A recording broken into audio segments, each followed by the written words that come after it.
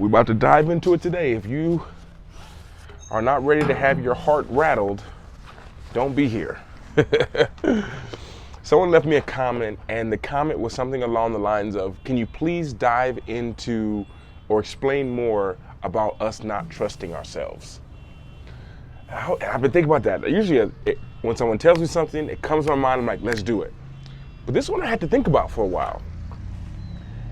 And I realized we don't trust ourselves because we tell ourselves lies. We say we're gonna do this and we don't do it, and then other people tell us things. So we just learn not to trust in general. It has nothing to do with trusting ourselves. We don't trust anybody.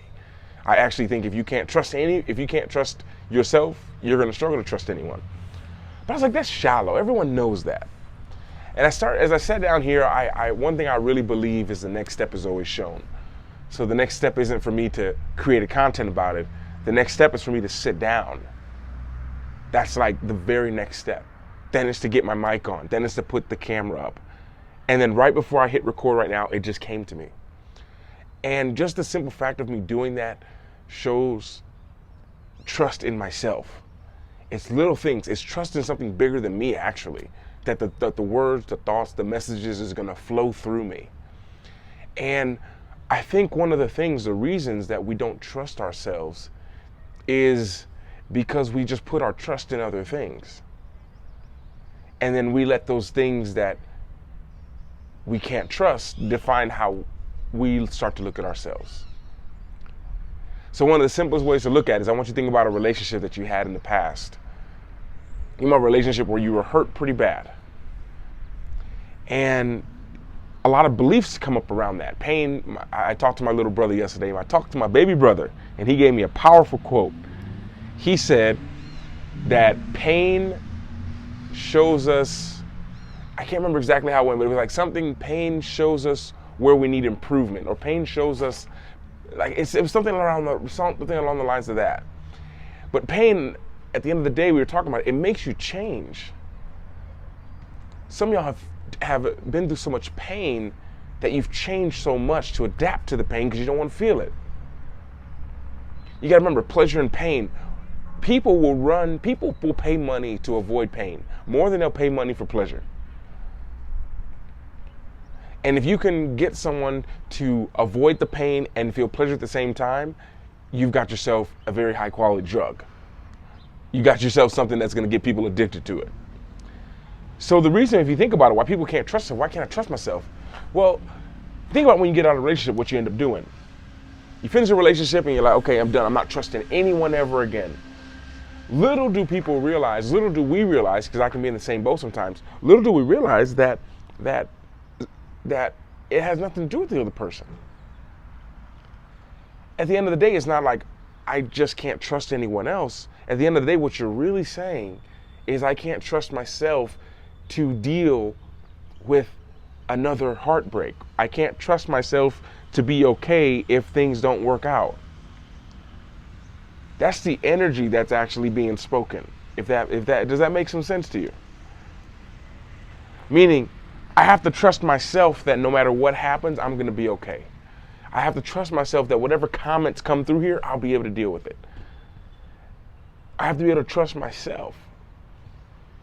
So yes, there are little micro lies, like the simple things we all know, like, hey, I'm going to get up in 5 minutes, and we don't get up. And hey, I'm going to start eating better, and we don't eat better.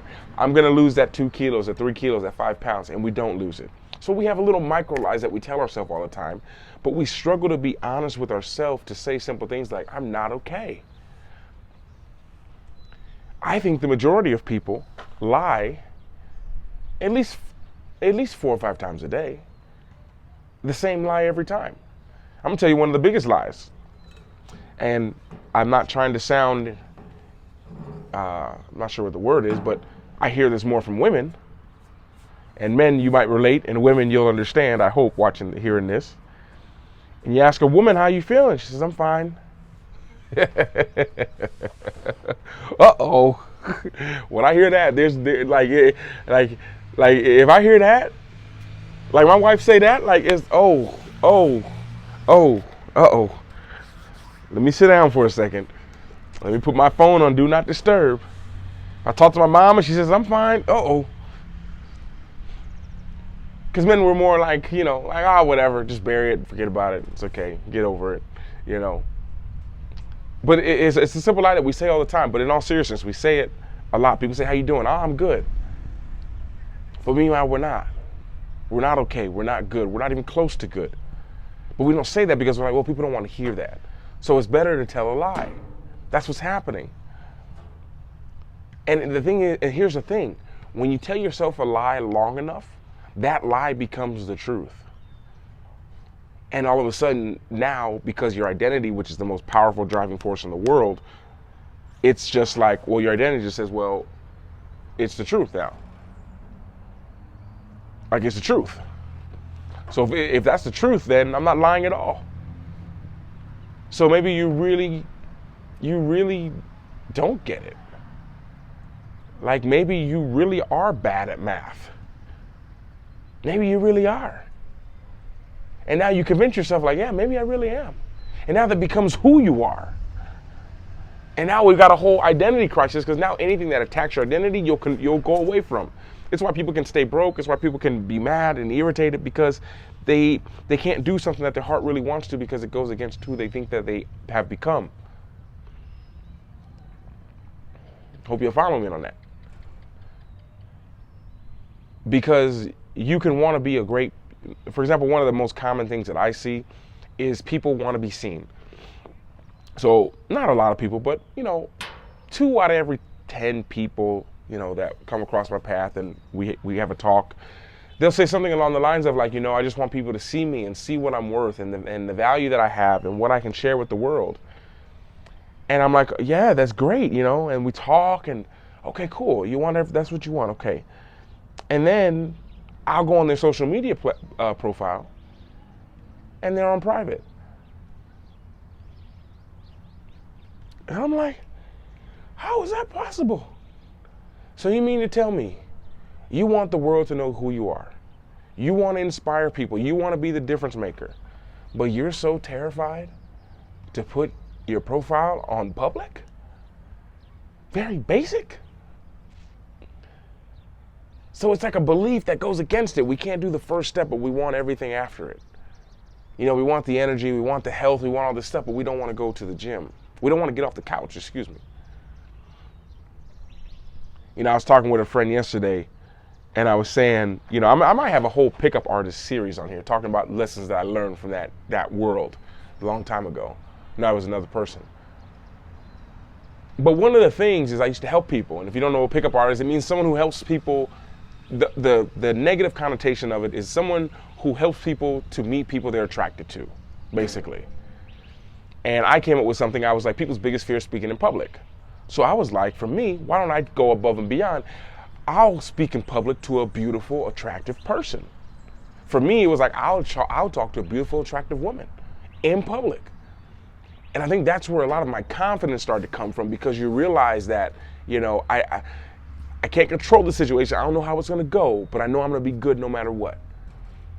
And one of the things is where I'm going with this is, in that industry, in that world, when I used to help people, I'd say, what do you want? Like, I would talk to someone who had a problem. I'm about to tell you their problem. I'm going to tell you what they wanted first. What they wanted, they're like, I want to meet, I work mostly with men. They're like, I want to meet a attractive woman. I want to get married. I want to travel the world with her. I want her to have my children. I want to just live with her. I want to work with her. They didn't say work with her. I want to be there. I take care of her, and just have someone that I can trust and share my life with. And after we painted that picture, we got back to what they were struggling with. And what they were struggling with was very simple. Saying hello. Saying hello was what they were struggling with. And what I used to tell them was, so you want this big, huge plan, this extreme plan. The woman of your dreams, having your children, supporting her, traveling with her, living with her, sharing everything, but you don't want to say hello? So it's like your dream is just right there. You're just every time hitting yourself on that. Like, I just can't do it then. Because now the problem isn't what you do. It's the problem of when you don't do it, what it makes you feel. And then because of the way it makes you feel, what that then makes you do. So the guy who painted this picture of this dream wife and person and having kids and traveling the world and working, because they can't say hello, now they retreat. They can't, so they don't even trust themselves to say hello. So they say, I guess I just won't ever have anyone. That becomes the new thing that they say. I just won't have anyone.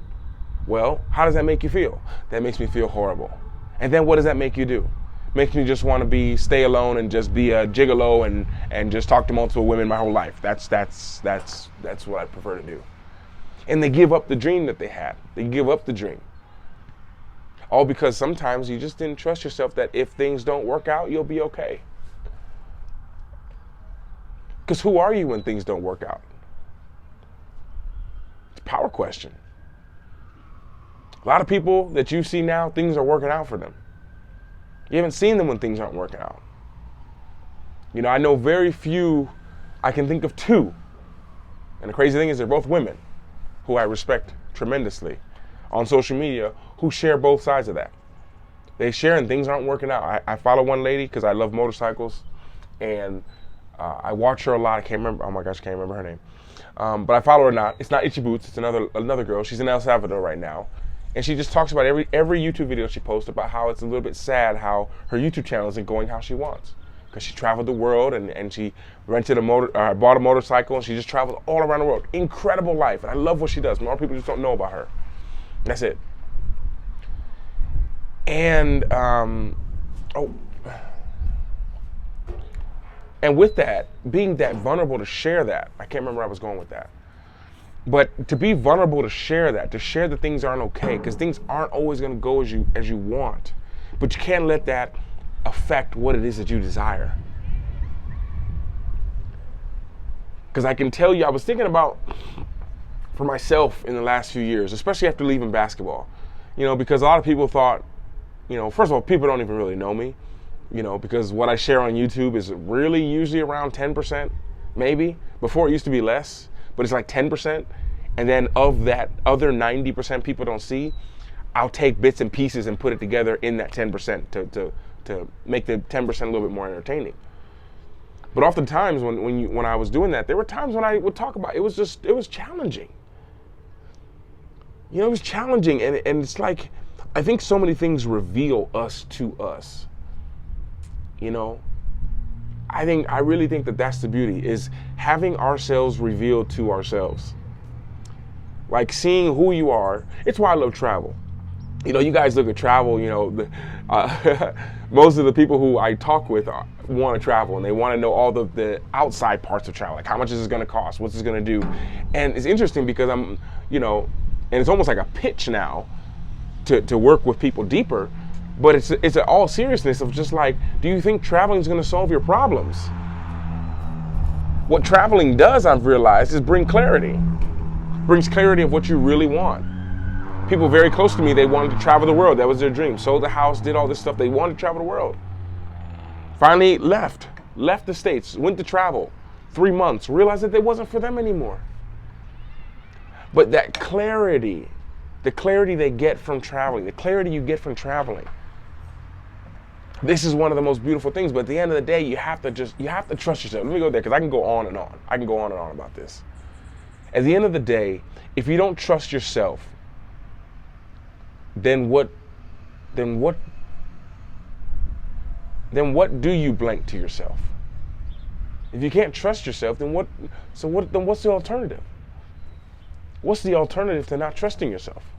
That's my question. That's the $1 million question. What's the alternative to not trusting yourself?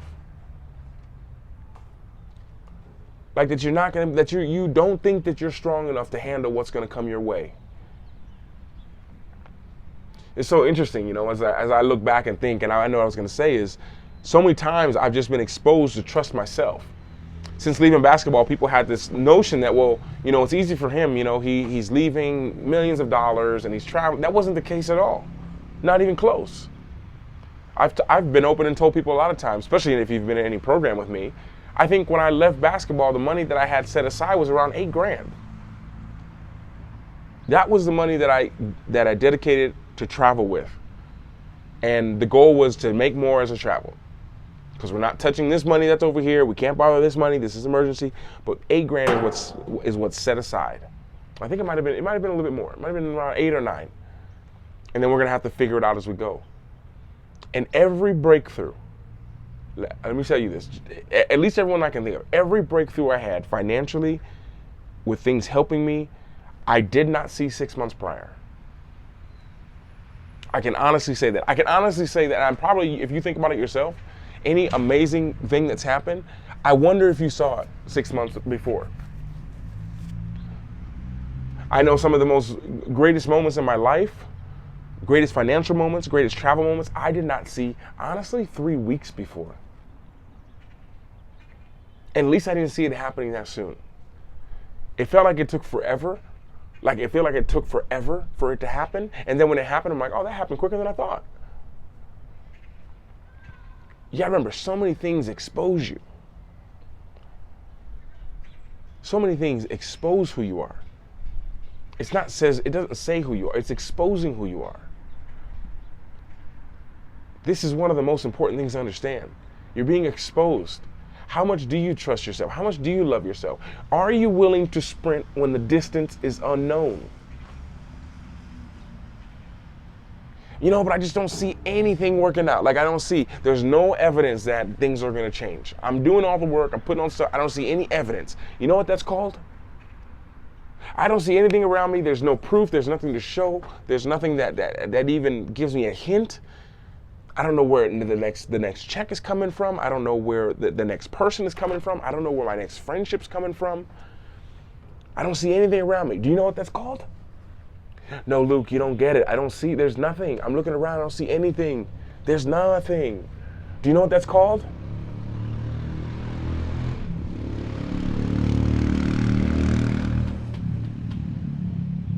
Faith.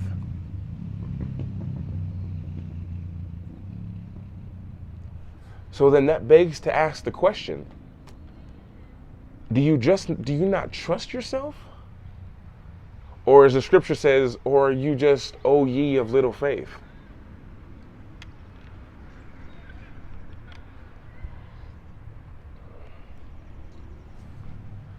So is trust the problem? Or is your faith the problem? Do you not trust yourself? Or you just not believe that things are going to change?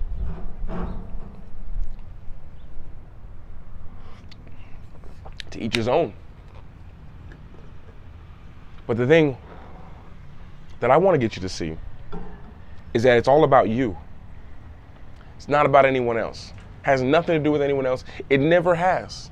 It's one thing you realize at some point. It's one of the breakthrough moments you have. It was never about anyone else. It never was. I was talking to my little brother yesterday, and I was telling him, I was just like, man, because he had a birthday, a few months ago. But someone asked me how old he was, and I couldn't remember. And I was like, how old is he? And I had to ask him. And then we were both joking, yeah, you're getting old, man. You're getting old. And then we started to think, or we started to talk, and I was just like, never mind, I can't remember. This is what happens when you don't have the coffee. I was saying that no one really knows you like you. And I was saying the one thing I've realized as I've gotten older, wiser, I like to say, is that almost no one can really give me advice because no one knows what I'm going through. No one knows what I've been through. They know what has been shared and what they've seen. But if you take a person and you take what they've shared and you take what you've seen, you don't know that person very well. There's things that the person who you sleep next to every night is going through that they haven't opened up and began to share yet. There's people that look so tough on the outside, but at the end of the day, they haven't shared it. They can't share it. They don't know how to put it into words. They're not sure how to say it. They're not sure what to do. They're not sure how do I begin to do it? How do I begin to share it? And the thing is, when you understand that you don't even know you. You're changing all the time. And at the same time, we're changing and we're looking at things from a different perspective. It's like me trying to tell you where to go in the water. Hey, go just a little bit to the left, a little bit to the right. But yet you're floating one way and I'm floating another way. And there's no way to really judge where we're going. Because as you're moving and I'm moving, that drastically changes the perspective. Some of my favorite shots, if you look at movies, it's not a camera being still and they're filming the person running. They create this effect, okay? They create this effect of, it's not the guy running and the person, this is the camera. So let's say this is the camera filming. It's not the guy running. That's one effect, okay? This is another effect. But you want the real effect? It's this. This is the effect. This is the drone shot, the swirl, and that creates an amazing effect. But in our lives, when we do that and we're talking to people and trying to help them as we're moving and they're moving, it looks cool. You should maybe do this, but we don't see what they see because they don't see what we see.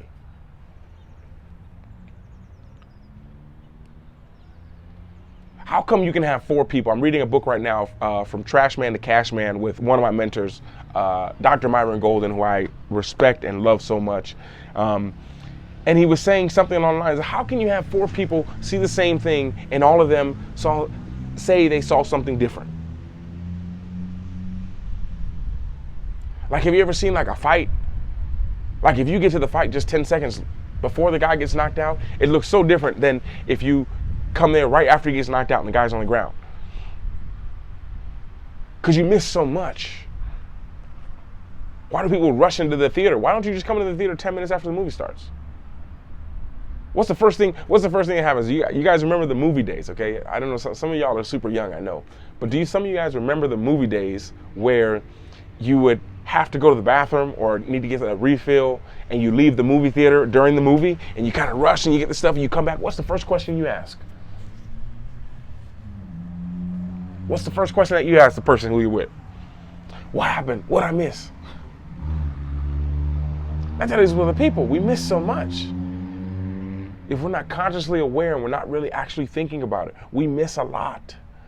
And therefore, people aren't really able to give you the advice that sometimes you need without knowing what they actually need to know to give you that advice. So therefore, you're listening to them, but at the end of the day, you don't trust yourself enough to make the decision for yourself. You need to have the validation from other people. Not the best place to be. You know what's for you. When I work with people, I don't tell them what to do. I think early on, I would tell people to do. I do give them action steps to do, but we got to get clear on what they want. I think at the end of the day, I used to see their potential and try to lead them to that. And now my coaching has just evolved, and now it's more of, let's get them to see something, something different than what they're seeing. Because if they can see this other perspective, I think that it will change a lot. So at the end of the day, and I'll end on this, is the question, why don't I trust myself? How can I trust myself? Or is the better question to ask along the lines of, at what point did I lose faith in myself?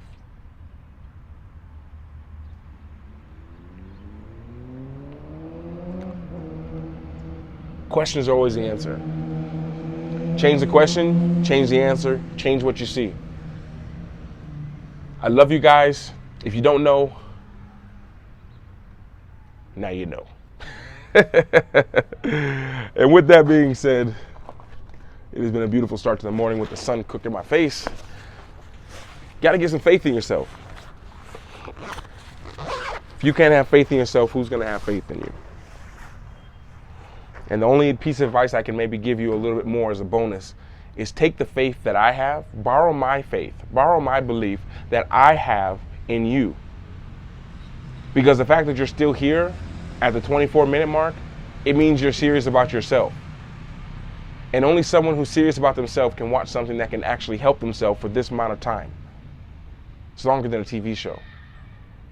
And with that being said, we're going to be meeting this Friday, 7 p.m. I'm gonna have Wi-Fi. We're meeting at 7 p.m. for our clarity call, our group call. We're gonna be talking about what's next. We're gonna be talking about what is the next thing. We're gonna be talking about that on this Friday, 7 o'clock. I'll link it in the description below again. And yeah, for some of you guys, I should have said that earlier at the beginning of the video, but I guess you all here at the end, you're getting the good stuff. With that being said, love you guys. Take care, and see you in the next video.